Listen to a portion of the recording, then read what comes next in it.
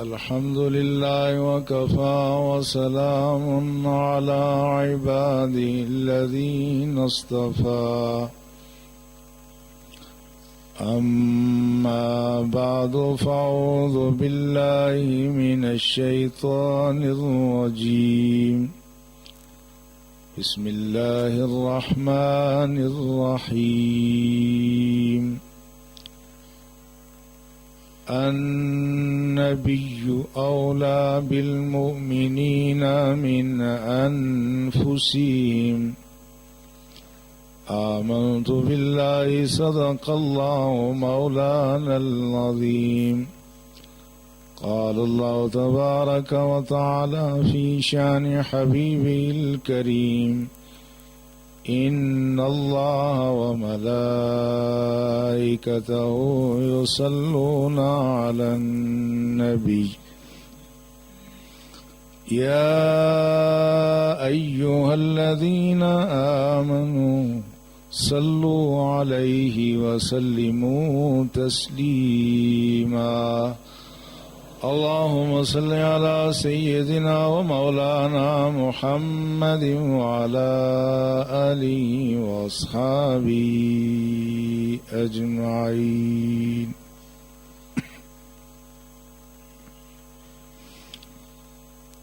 نہایت عزت اور احترام کے لائق برادران ملت،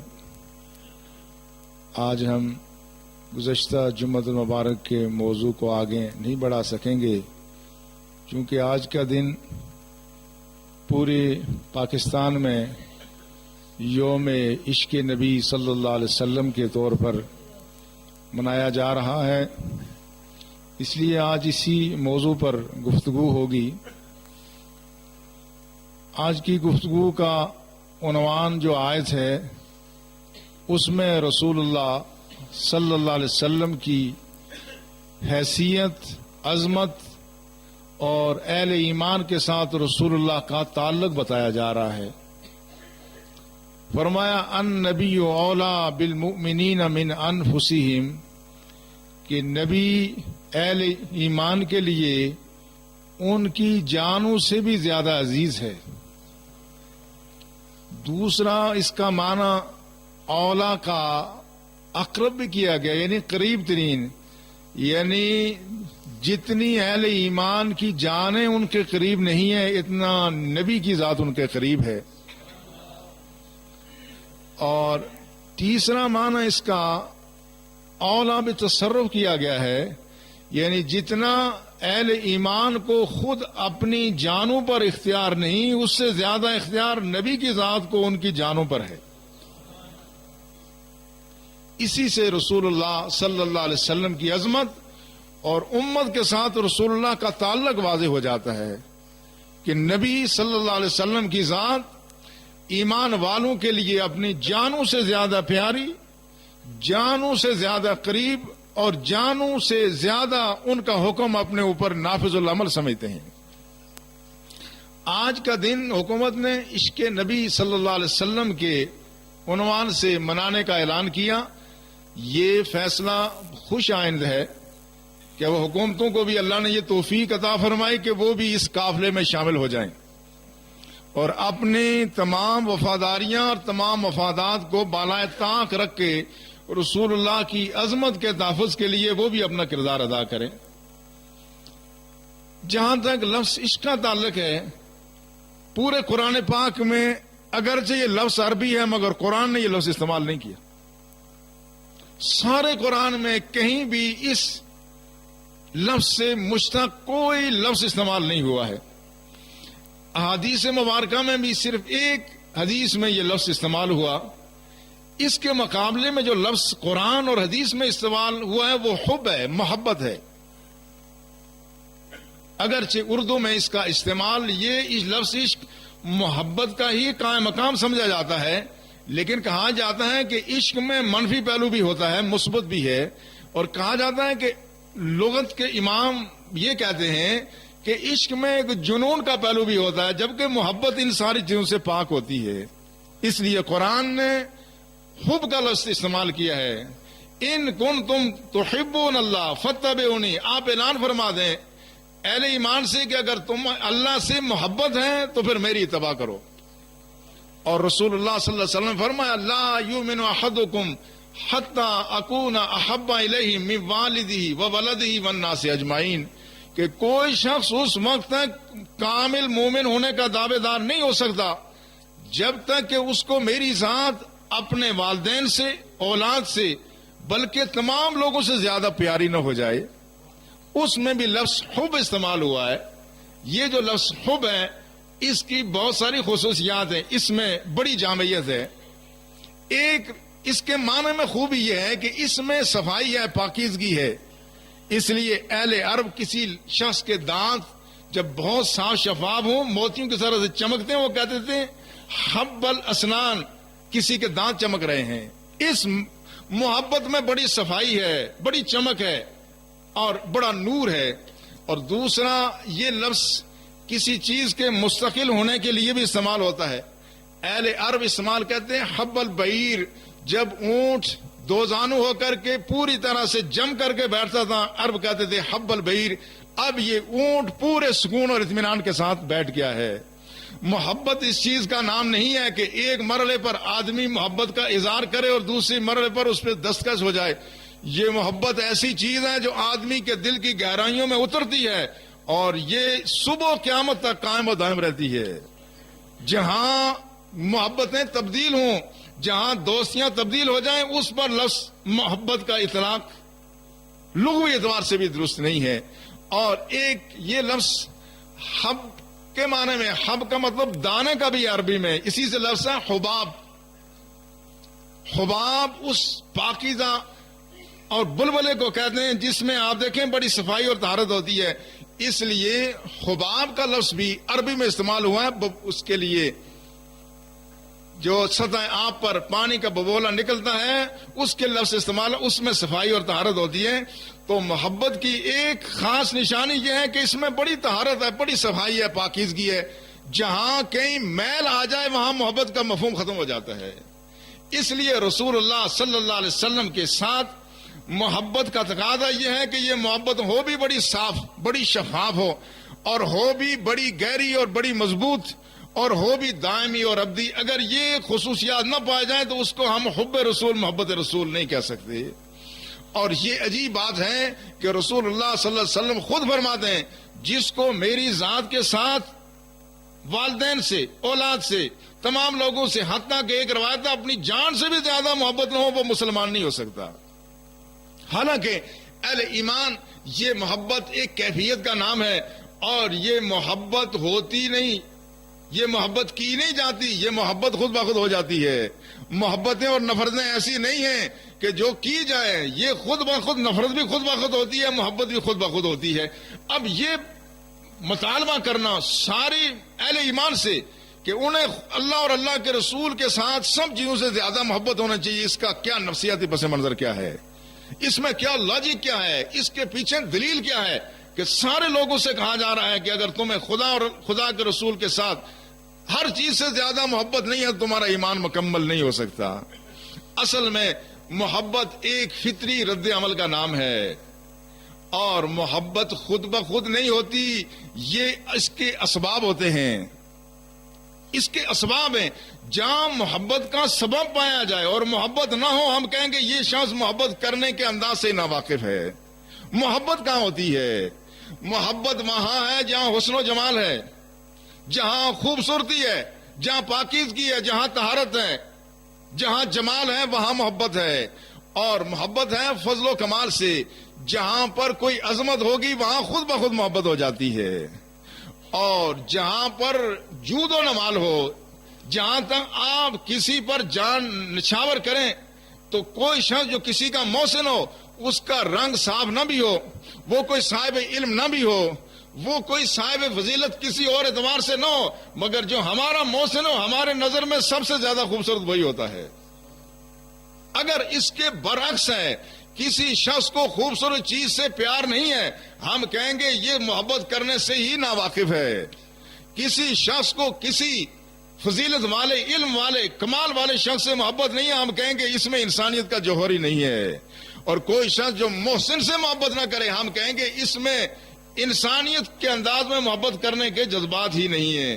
اب یہ وہ چیزیں ہیں، اس پر اگر رسول اکرم صلی اللہ علیہ وسلم کی ذات گرامی کو پرکھیں، جہاں تک ظاہری حسن و جمال کا سوال ہے، کئی دفعہ اس پر گفتگو ہوئی ہے، آج ہم اس کو نہیں دہراتے، مگر وہ جو حدیث کے معنی رکھتے ہیں وہ اشعار حسان بن ثابت کے اجمل من کا لم ترا قط عینی و اکمل من کا لم تلد النساء، اور وہ بات جو صحابی رسول نعت کی صورت میں کہتے ہیں یا رسول اللہ آپ سے زیادہ حسین و جمیل میں نے کوئی نہیں دیکھا، اور میں دیکھتا کہاں کسی ماں نے ایسا جنا ہی نہیں ہے۔ یہ تو رسول اللہ صلی اللہ علیہ وسلم کے ظاہری حسن و جمال کا عالم تھا کہ جو شخص ایک دفعہ دیکھتا وہ گرویدہ ہو جاتا تھا۔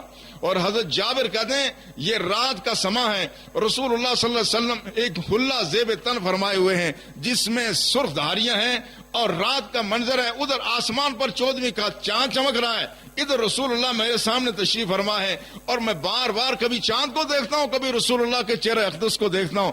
اذا ہوا عندی احسن من البدر، تو میں اس نتیجے پر پہنچا کہ میرے نبی کا چہرہ اس 14ویں کے چاند سے زیادہ روشن ہے، زیادہ خوبصورت ہے۔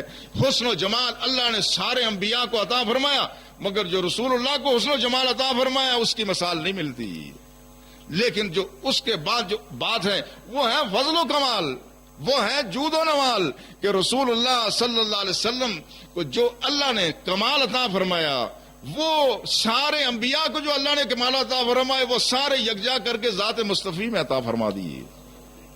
اور رسول اللہ صلی اللہ علیہ وسلم نے دکھی انسانیت کے دردوں کو جس طرح سے بانٹا، جس طرح مظلوموں کے اوپر ڈھائے جانے والے ظلم و ستم کا ازالہ کیا، جس طرح غریب کے لیے رسول اللہ تڑپے، دنیا کا کوئی انسان ایسے تڑپ نہیں سکتا۔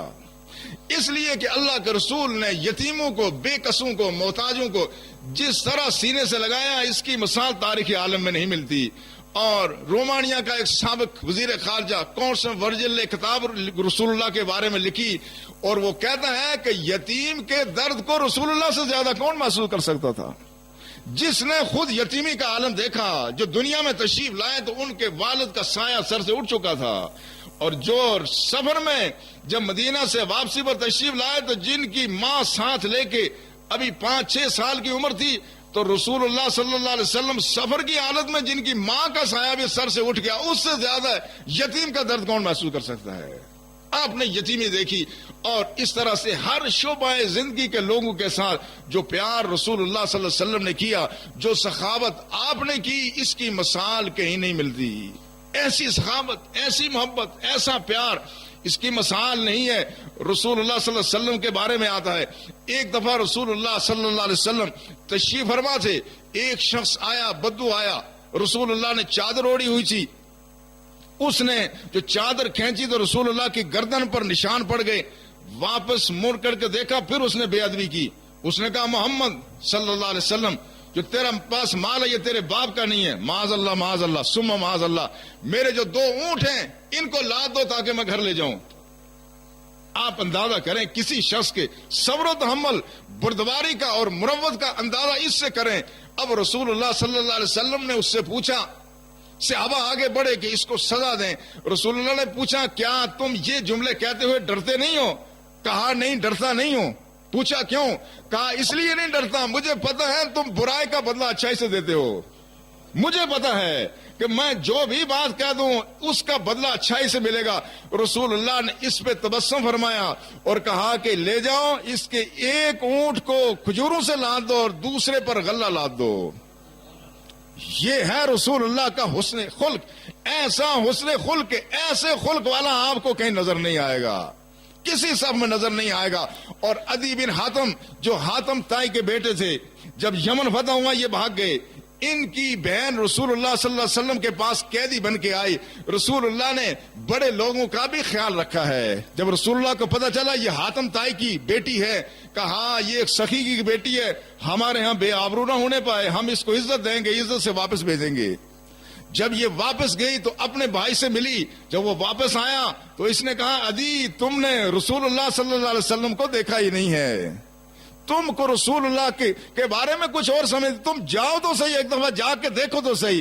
عدی بن حاتم آئے، ابھی مسلمان نہیں ہوئے، رسول اللہ صلی اللہ علیہ وسلم مسجد میں تشریف فرما ہے، سلام دعا سلام جو ہوئی روایتاً آ کے بیٹھے، رسول اللہ ان کو لے کر کے گھر کی طرف چلے، جو باہر نکلے تو دیکھا ایک بیوہ آ گئی، رسول اللہ کو دامن سے پکڑ لیا، دامن سے پکڑ لیا، رسول اللہ دیر تک اس کی ساری کہانی سنتے رہے، اس کی داستان سنتے رہے۔ اس کے بعد جب تشریف لے جانے لگے تو عدی نے کہا میں خود ایک رئیس کا بیٹا ہوں، میں نے رئیسوں کے انداز دیکھے ہیں، مگر محمد صلی اللہ علیہ وسلم اس سے پہلے میں سمجھتا تھا کہ آپ بادشاہ ہیں، مگر آج پتہ چلا آپ بادشاہ نہیں ہیں، اللہ کے رسول ہیں۔ بادشاہوں کا یہ انداز نہیں ہوتا کہ غریبوں کو اپنے دامن سے لپٹنے دیں۔ آج بھی ہمارے چھوٹے چھوٹے حکمران ہوتے ہیں، آپ ان کی گاڑی کو نہیں روک سکتے، مگر اللہ کے رسول کے پاس حضرت عائشہ صدیقہ کہتی ہیں رسول اللہ کے پاس کوئی شخص برے حال میں آتا، یتیم آتا، بے کس آتا، رسول اللہ کو پکڑ کے کھڑا ہو جاتا، آپ کبھی آر محسوس نہیں کرتے تھے۔ پھر یہ عدی جب گھر گئے تو رسول اللہ کے گھر میں صرف چمڑے کا ایک گدا تھا اور کچھ نہیں تھا، آپ نے آگے بڑھایا، اس کو بٹھایا، اس نے گدے پر بیٹھتے ہوئے کلمہ طیب پڑھا لا الہ الا اللہ محمد رسول اللہ۔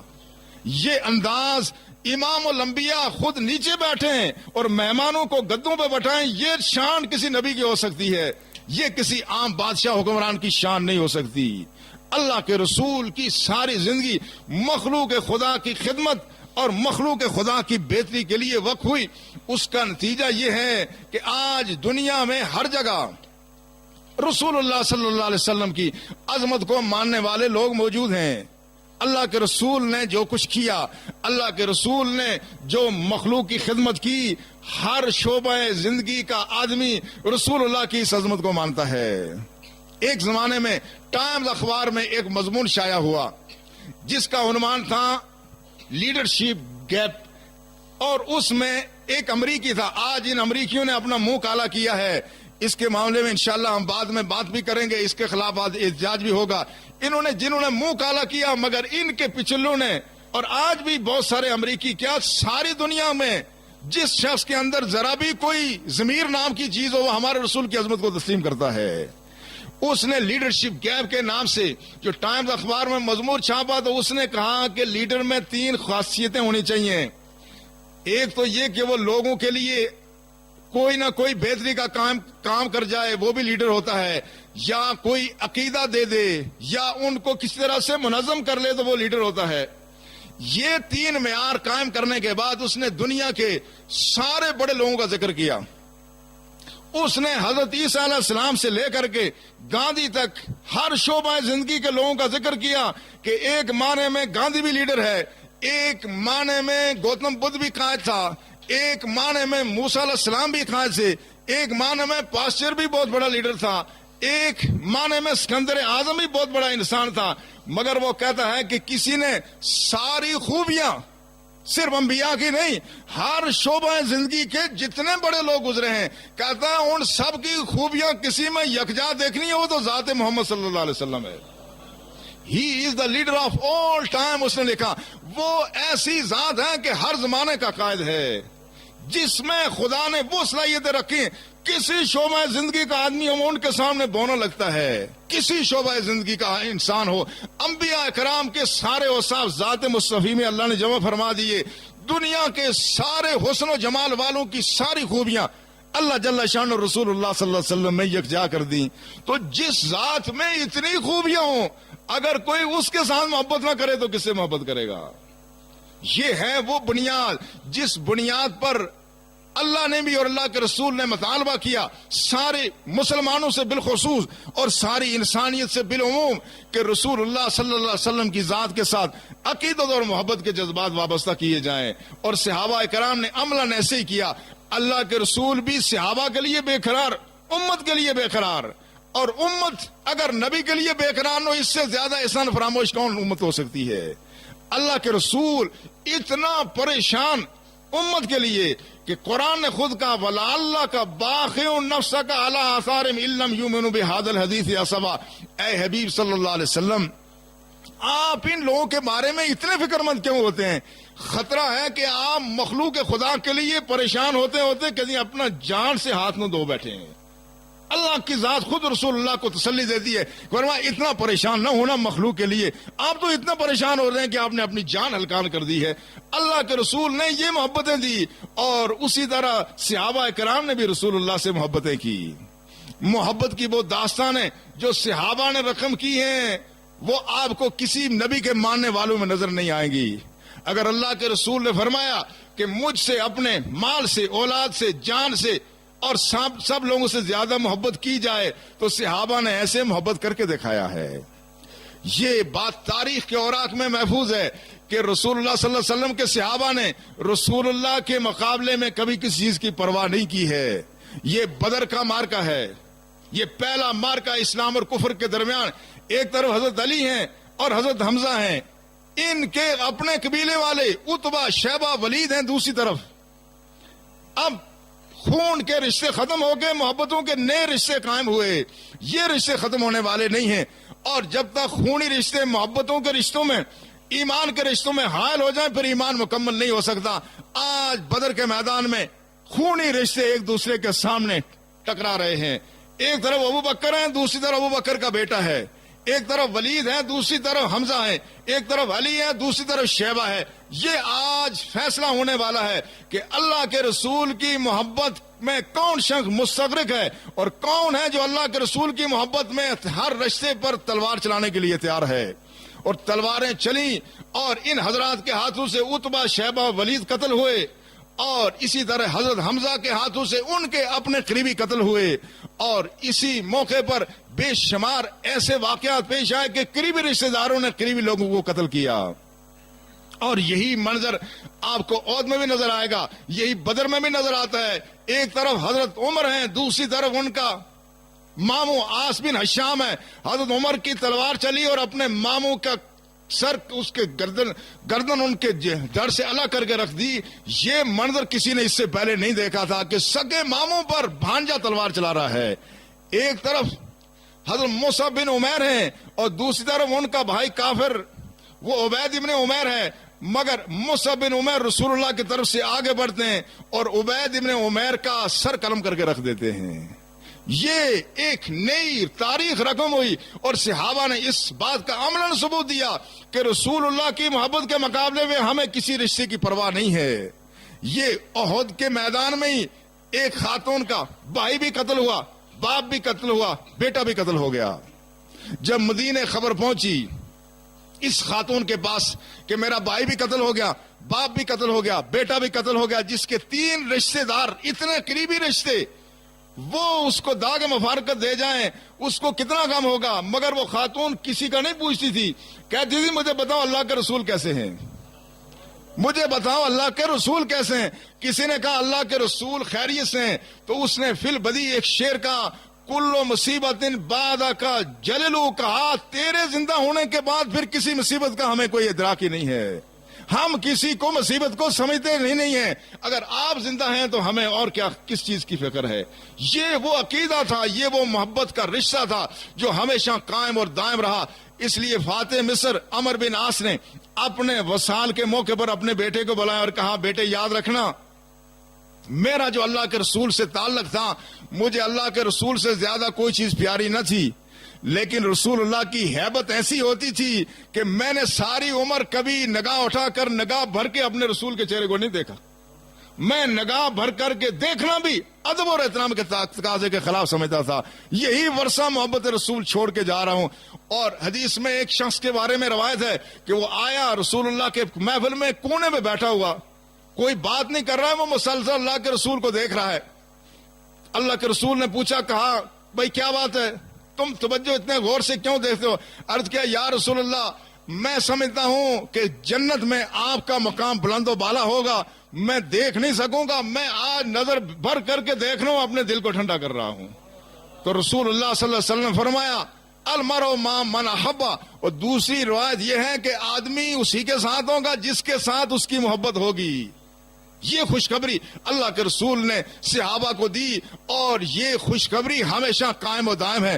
رسول اللہ صلی اللہ علیہ وسلم کے زمانے میں بھی کسی نے اگر بے ادبی اور گستاخی معمولی سی بھی کی تو اس شخص کو صحابہ نے معاف نہیں کیا۔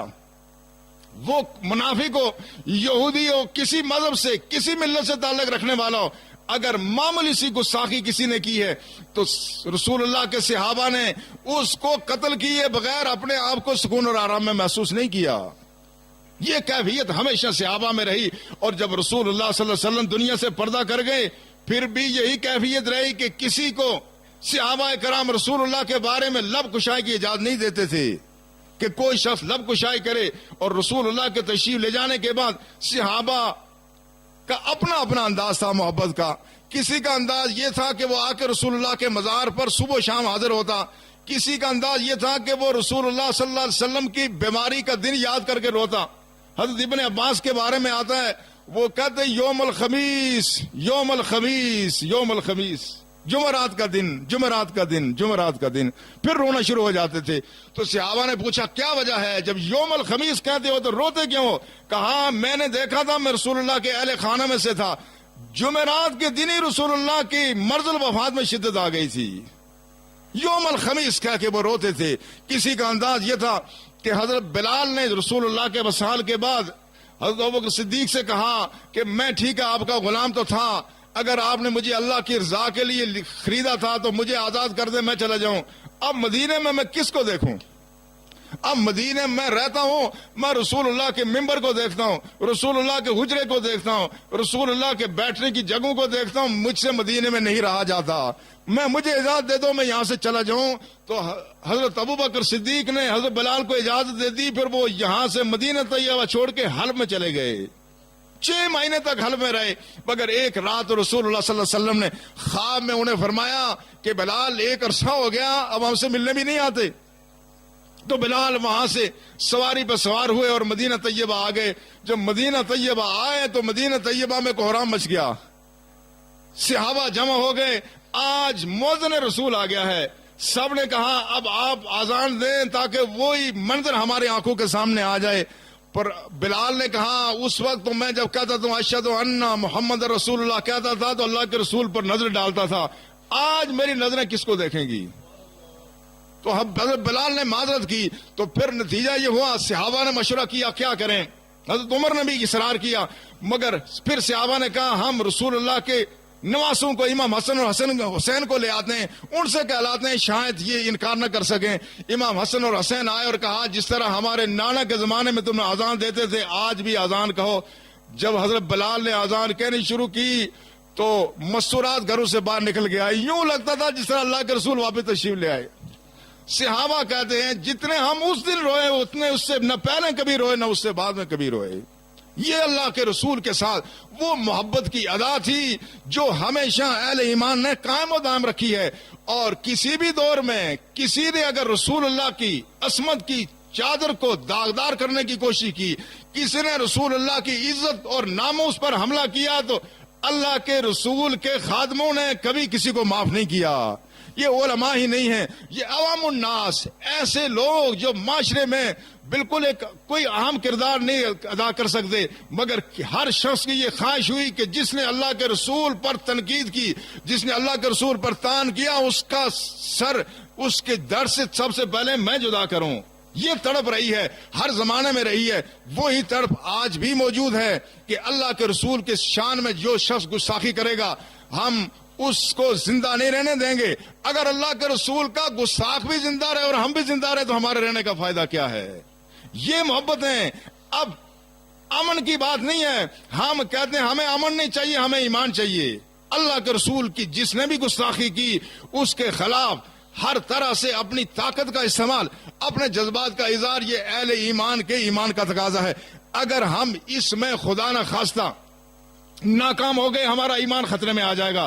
آج جس طرح رسول اللہ صلی اللہ علیہ وسلم کی ذات گرامی کے بارے میں جو فلم بنائی گئی ہے، اس شخص کو خدا اگر عقل دیتا اور اہل مغرب کو خدا عقل دے تو وہ ایسی بے خدا بات نہ کریں، ایسی بے خدا. یہ کائنات کے سب سے بڑے اس امام الانبیاء کے بارے میں اس طرح کی بات کرنا جس کی تعریف و توصیف سب نے کی ہے اور جس کی تعریف و توصیف اہل مغرب نے کی ہے. اور کارلائل جو یورپ کا ایک بہت بڑا انشا پرداز تھا، اس نے لندن میں جب لیکچر دیے اور وہاں اس کے سامنے سارے عیسائی بیٹھے ہوئے، مگر ان لیکچر کے دوران اس نے کہا میرے نزدیک جو سب سے بڑا انسان ہے انبیاء کی فہرست میں وہ محمد صلی اللہ علیہ وسلم ہے۔ ان کی عظمت جو ساری دنیا مانتی تھی، آج جو صورتحال پیدا ہو رہی ہے، اس کے خلاف احتجاج کرنا، اس کے خلاف ہر طرح سے نفرت کا اظہار کرنا اور اپنی نسلوں کو دین کے ساتھ وابستہ کرنا، رسول اللہ کی محبت پر جمع کرنا، یہ اب ہمارے ایمان کا تقاضا ہو گیا ہے۔ اس میں اگر کوتاہی کریں گے بروز حشر ہم اللہ کے حضور کوئی جواب نہیں دے سکتے۔ الحمدللہ اہل ایمان میں یہ جذبہ آج بھی بیدار ہے، اور بر صغیر میں بالخصوص اور پاکستان میں جو اہل ایمان کا جذبہ ہے، اس کی مثال پوری دنیا میں نہیں ملتی، اس کی مثال کہیں نظر نہیں آتی۔ آپ آج لوگ حیرت سے پوچھتے ہیں کہ کیا وجہ ہے کہ ہم جس ملک پر سب سے زیادہ ہماری نظریں ہیں سعودی عرب، وہ صرف یہ کہہ رہا ہے کہ ہم یوٹیوب پر پابندی عائد کر دیں گے۔ یوٹیوب پر پابندی عائد کرنا یہ بھی کوئی بات ہے؟ اگر آپ کی شاہی خاندان کی شہزادی کے بارے میں فلم بنے تو آپ سفارتی تعلقات منقطع کرنے کی دھمکی دیتے ہیں، اور اللہ کے رسول کی بے حرمتی ہو تو آپ اتنا نیچے کیوں آ رہے ہیں؟ یہ بات ہمارے لیے ناقابل فہم ہے، مگر اور کوئی ملک یا لوگ کریں یا نہ کریں، اہل پاکستان نے ہمیشہ اس میں ہراول دستے کا کردار ادا کیا۔ آج بھی ہم اس کا انشاءاللہ کردار ادا کریں، اور ہم اس پر خدا کا شکر بھی ادا کر دیں، اور اس پر ہمیں فخر بھی ہے۔ انشاءاللہ آج یہاں بھی نماز جمعہ کے بعد بھی ہم یہاں سے جلوس کی شکل میں جائیں گے، اور یہاں سے ہمارا ارادہ یہ ہے، چونکہ مختلف جلوس مختلف مساجد سے اب آ رہے ہیں اور بازار میں مرکزی پروگرام ہوگا، ہمارا پروگرام یہ ہے کہ انشاءاللہ نماز جمعہ کے بعد ہمارا یہ مسجد کے بائیں طرف جو کنویں کی سائڈ ہے، یہاں جمع ہو کے یہاں سے ہم یونائٹڈ ہاسپٹل کی طرف جائیں گے، وہاں سے مڑ کر کے ہم پی ڈبلیو ڈی کے سامنے سے یہاں سے آگے جا کر کے عنایت بیکری کے مقام پر وہاں دوسرے جلوس بھی آ جائیں گے، اور سپلائی بازار سے اوپر والی مسجد سے بھی جلوس آئے گا انشاءاللہ، اور انشاءاللہ ہمارے بازار میں بڑے جلسے ہوں گے۔ آپ حضرات سے بھی گزارش ہے کہ آپ اپنے نبی کے ساتھ محبت کا اظہار کریں۔ آپ کے دل میں محبت یقیناً ہے، مگر پریس کے ذریعے سے، میڈیا کے ذریعے سے لوگوں کو پتہ چلنا چاہیے کہ لوگوں کے دلوں میں رسول اللہ صلی اللہ علیہ وسلم کی محبت ہے۔ یہی محبت ہمیں یہاں بھی کام آئے گی اور یہی آخرت میں بھی کام آئے گی۔ یہی محبت ہے جو قبر کی تہہ میں سب سے پہلے یہی پوچھا، آخری سوال یہی ہوگا کہ اس نبی کے بارے میں تم کیا کہتے تھے؟ آخری سوال اسی پر جا کے فیصلہ ہونا ہے، اور ہم یہ کہیں گے، ہمارے زبانوں سے ہمیشہ تیرے نبی کی عظمت، تیرے نبی کی شان میں درود و سلام، تیرے نبی کے عظمت کے ترانے ہم گاتے تھے۔ اللہ ہمیں اپنے حبیب، اپنے نبی صلی اللہ علیہ وسلم کے ساتھ سچی محبت اور عقیدت کی توفیق عطا فرمائے۔ وما علینا الا البلاغ، سنت عطا فرمائے۔